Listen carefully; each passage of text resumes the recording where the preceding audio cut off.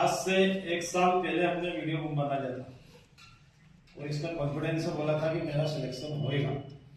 बोला था सुनिए जी सर। देखा तो वीडियो देखा। अब दोबारा देखने को सबको पहले वीडियो दिखाया समझे रहा था मैं। तो ये रहता कॉन्फिडेंस। और अब भी पहली मेरिट, दूसरी मेरिट, तीसरी मेरिट भी गई।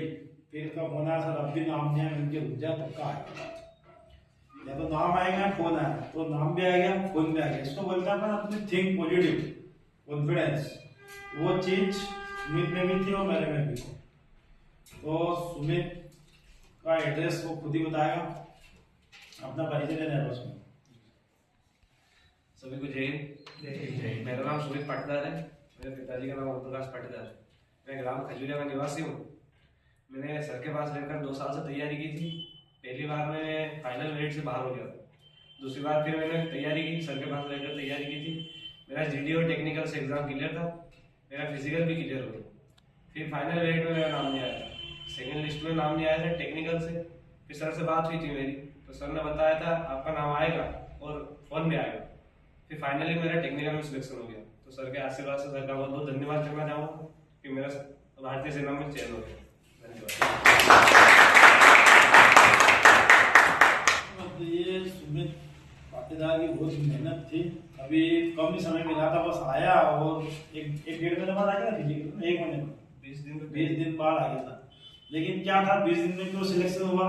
मेहनत पहले से करी थी, प्रैक्टिस पहले से थी। पिछले साल काफी समय दिया था लेकिन किसी कारणवश मेरिट में नहीं आया था। लेकिन इस साल, पिछले साल की जो मेहनत थी और गाँव पे भी करता, मतलब बैठा नहीं था एक जगह कि मैं एक जगह बैठ गया। तो जो कंटिन्यू अगर आप मेहनत करोगे, रुकना नहीं, बस अपने आप को रोको मत। जब तक तुम्हें कामयाबी नहीं मिले अपने आप को रोकना नहीं, लगे रहो, कंटिन्यू लगे रहो। सबको मैं ये बोलता हूँ कि अगर आप क्लास आ रहे हो तो रेगुलर आप लगे रहो। जो समझ में आता समझो, नहीं आता सर से पूछो। अगले दिन फिर डाउट लो फिर पूछो। ऐसे ग्राउंड में अगर आ रहे हो तो कंटिन्यू आओ। सिर पेन है, पैर में दर्द है, कुछ भी हो आप आओ, बस ग्राउंड पे चलते रहो तो आओ। उसको बहुत दर्द होता है, पता ना सुमित? दर्द होता था, एक आध बार एब्सेंट भी हुआ। लेकिन इस बार बहुत 20 दिन के हिसाब से मेहनत करी थी इसने। कितना दर्द हो लेकिन खूब दौड़ता था।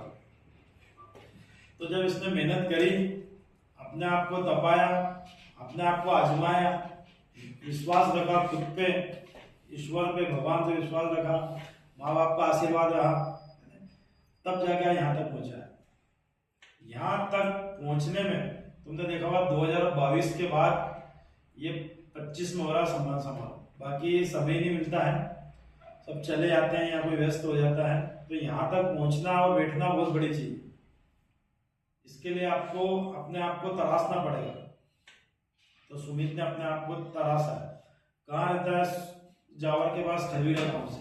वो मेहनत यहाँ करी, क्यों करी? क्योंकि उसको विश्वास था, खुद पे था, मुझ पे था और अपनी एकेडमी पे उसको ट्रस्ट था कि नहीं यहाँ से मेरा सिलेक्शन हो गया होगा। पिछले साल नहीं आया मेरिट में, फिर इस साल आया। तो चाहता तो ये आस्ट्रेलिया भी आ सकता था और भी आ सकता था, लेकिन इसने राह नहीं बदली, अपनी दिशा नहीं बदली।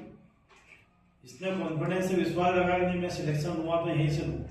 और आज तुम्हारा फाइनल है टेक्निकल में भोपाल बिहारों से, मेरिट में नाम आ गया है। और 2 तारीख को जी 2 तारीख को जल्दी डिस्प्ले हो जाएगा। तो आज 27 तो हो गई, 2-3 दिनों में डॉक्यूमेंट ही कुछ बचे वो जमा करें तो बहुत जल्दी डिस्प्ले हो रहा है इसका, क्योंकि लिस्ट 3rd लिस्ट में नाम है। तो आप लोगों का यही है कि मेहनत अच्छी करो, कंटिन्यू लगे रहो, दिशा गुमराह नहीं होना है, अपना रास्ता नहीं बदलना है। अगर रास्ते में कोई जानवर आ जाता तो आप उसके साइड से निकलोगे, ना कि पलट के तो घूम के आओगे। तो उससे बहुत सारे दिशा भटकाने वाले जानवर आएंगे बीच में। तो दिशा नहीं, अपने को अपना रास्ता नहीं बदलना, पता इधर जाना है तो जाना है। सिलेक्शन मिलेगा आपको, 100% मिलेगा। अगर आपने विश्वास के साथ आप अगर यहाँ जय हिंद एकेडमी में आए तो सिलेक्शन मिलेगा 100%। वो सबसे बड़ा सौभाग्य ये कि आज सुमित के पिताजी भी यहाँ पधारे हुए। हमारा सौभाग्य कि आप एकेडमी में आए, क्योंकि ये नहीं है आज तक कभी इन्होंने ये नहीं पूछा। लेकिन इनको पूरा विश्वास था, फोन पे बात होती रहती थी हमारी कि बच्चे का क्या मन कि 100% होगा। इनको भी इतना ट्रस्ट था मेरे ऊपर, हमेशा खुले दिल से बात करी, कल पिछले साल नंबर नहीं भी आया तो भी बिल्कुल बोले कोई नहीं बात सर, इनकी फिर अगले साल फिर आएगा पर आएगा। और टेक्निकल बहुत बड़ी चीज है, जैसे जाएगा 4 साल के लिए, लेकिन 99% टेक्निकल वाले कोई 4 साल में नहीं आते, क्योंकि गवर्नमेंट बहुत सारी चीजें सिखाएगी इनको टेक्निक। जैसे अपन यहाँ करते हैं ना, कोई बीटेक करता है, कोई ITI करता है और कोई कोर्स करता है, इस तरह से वहाँ टेक्निकल में जा रहा है। एक टेक्निक की चीजें सिखाएगी वहाँ पे इंडियन आर्मी। तो पूरी उम्मीद है सुमित अपना 4 साल तो करना ही करना है, इसके आगे भी 100% आगे बढ़ेगा और अपने जो भी देश सेवा है 15 साल 16 साल 20 साल 25 साल 32 साल तक कर सकते हैं। पर एक टेंशन लेने के लिए कम से कम 15 साल करनी पड़ती है। तो सुमित आगे बढ़ेगा, आगे भी नौकरी करेगा, क्योंकि यहाँ बहुत पता है कितनी मुश्किल से संघर्ष के बाद सिलेक्शन होता है। जो चले जाते हैं उनको ऐसा लगता है कि यार घर पे सब कुछ है, घर पे सब कुछ नहीं है। आपको अगर आपने जज्बा उठा लिया देश सेवा का तो रुको, थोड़ा सा होना पड़ेगा आपको मेंटली फिजिकली परेशानी, लेकिन आ जाएगा नंबर। अब मैं क्लास के नहीं कहाँ तक, मतलब कहाँ तक हार नहीं मानी, लास्ट तक। और बाकी जो वीडियो देख रहे हैं अपना यूट्यूब पे बहुत सारे अपने सब्सक्राइबर है, करीब 5000 से ऊपर है, तो क्या कहना चाहेगा इनके लिए कि किस तरह से तैयारी करना चाहिए या जय हिंद एकेडमी में? एक्चुअल में यहाँ पे क्या रिस्पॉन्स मिला, क्या थिंक रही, बताना सकते हो? सबसे पहले तो मैंने सोशल मीडिया के थ्रू जय हिंद एकेडमी का रिव्यू देखा था। फिर मेरे रिलेशन में भैया थे, उनसे पूछा था मैंने कि जय हिंद एकेडमी कैसी क्या है।